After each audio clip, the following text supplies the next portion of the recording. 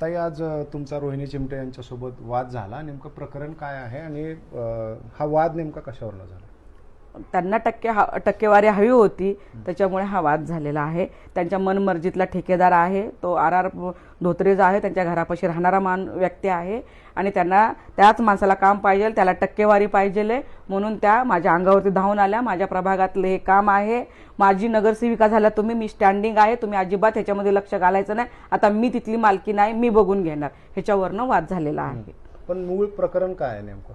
त्यांना वसतिगृह होऊ द्यायचं नाहीये. वसतिगृह कुठं आहे? टक्केवारी, त्याचं मूळ प्रकरण म्हणजे कुठं आहे? टक्केवारी. नेमकं काय, कधीपासून त्याचं काम? 2018 पासून. काय स्टेटस? 2018 पासून त्याचं काम चालू आहे.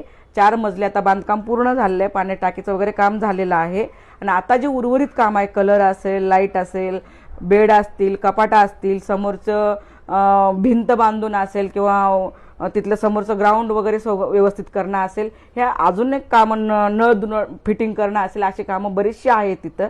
त्या कामाचं 3 कोटीचं म्हणजे 2,20,00,000चं GST वगैरे कट होऊन कोटी ह्याचं काम लागलेलं आहे. त्याच्याच मर्जीतलं त्यांनी तो ठेकेदार बसवलेला आहे आणि त्यांचं ते टक्केवारीसाठी त्याच्यासाठी तिथं येऊन त्या पाठपुरावा करत आहेत.